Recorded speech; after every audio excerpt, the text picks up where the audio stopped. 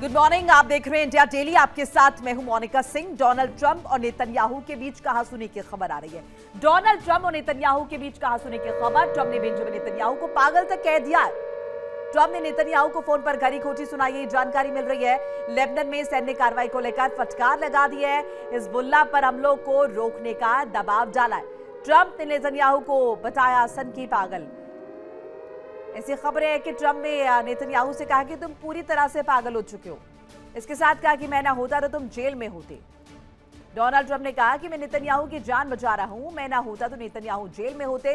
Netanyahu की वजह से इजराइल से सबको नफरत है, ये डोनाल्ड ट्रंप द्वारा कहा गया। लेकिन डोनाल्ड ट्रंप अक्सर इस तरह के स्टेटमेंट्स के लिए जाने जाते हैं, लेकिन यहाँ पर अगर नेतन्याहू को डोनाल्ड ट्रंप ने इस तरह का बयान दिया है नेतन्याहू के लिए, या फिर इस तरीके से वो दबाव बना रहे कि लेबनान पर इजराइल हमले ना करे, तो निश्चित तौर पर ये बड़ी खबर हो जाती, क्योंकि लगातार लेबनान पर इजराइल के हमले जारी हैं। भले सीजफायर चल रहा है ईरान और अमेरिका के बीच, लेकिन इन सब के बीच इजराइल ताबड़तोड़ अटैक्स जो है वो कर रहा है। और इसी पर ज्यादा इंफॉर्मेशन के लिए मेरे साथ मेरे कुलीग नासिर खान जुड़ रहे हैं। नासिर, वैसे तो जिस तरीके से नेतन्याहू, माफ कीजिएगा, डोनाल्ड ट्रंप स्टेटमेंट्स देते हैं हम सभी बखूबी जानते हैं। वो खुद को भगवान भी कह चुके हैं, वो जीसस क्राइस्ट से अपने कंपैरिजन कर चुके हैं। अब वो नेतन्याहू को पागल बता रहे हैं, ये तो कह रहे हैं कि मैं नहीं होता तो तुम जेल में होते, इजराइल से सबको नफरत भी तुम्हारी वजह से है।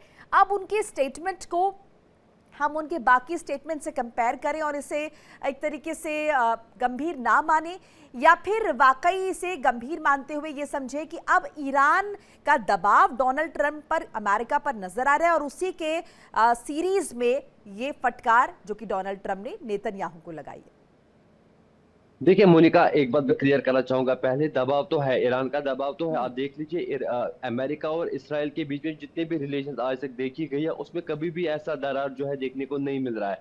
दरार कहना जल्दबाजी होगी, लेकिन इस मुद्दे पे जो स्टेटमेंट जो ट्रंप की तरफ से आई है, वो कहीं ना कहीं एक विषय बन जाता है, एक न्यूज बन जाती है कि ट्रंप के स्टेटमेंट से नेतन्याहू को पागल कहना, और उसके साथ साथ ये इस बात की भी पुष्टि करना है कि आपको जेल हो सकती है, आपको मैंने बचाया।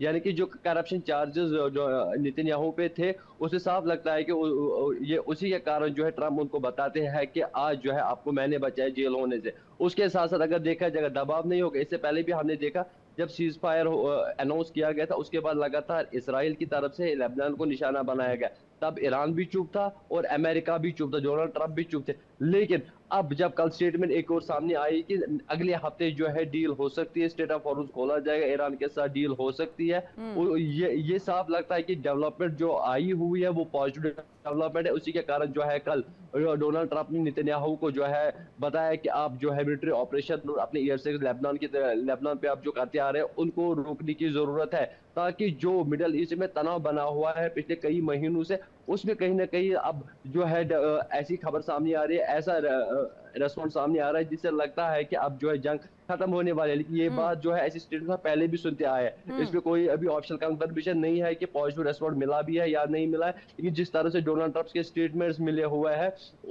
उससे लगता है कि कहीं ना कहीं आप पॉजिटिव जो है कदम जो है बढ़ते हुए नजर आ रहे हैं। जिस तरफ से अब इजराइल को अमेरिका मजबूर हुआ रोकने के लिए, और ईरान की तरफ से भी क्लियर नासिर, अब देखना ही होगा कि वाकई में नेतन्याहू द्वारा जो अटैक्स किए जा रहे थे लेबनान पर, वो रुकते हैं या नहीं, क्योंकि यहाँ पर दबाव तो अमेरिका ने बना दिया है। अब इजराइल क्या इस पर रिएक्ट करता है, देखना महत्वपूर्ण होगा। बहुत बहुत शुक्रिया आपका तमाम जानकारी साझा करने के लिए। देखिए इंडिया डेली 24/7 अब आपकी स्मार्ट टीवी पर। इंडिया डेली मौजूद है सभी डिजिटल प्लेटफॉर्म पर लाइव और लगातार। इंडिया डेली 24/7 हर दिन राष्ट्र को समर्पित।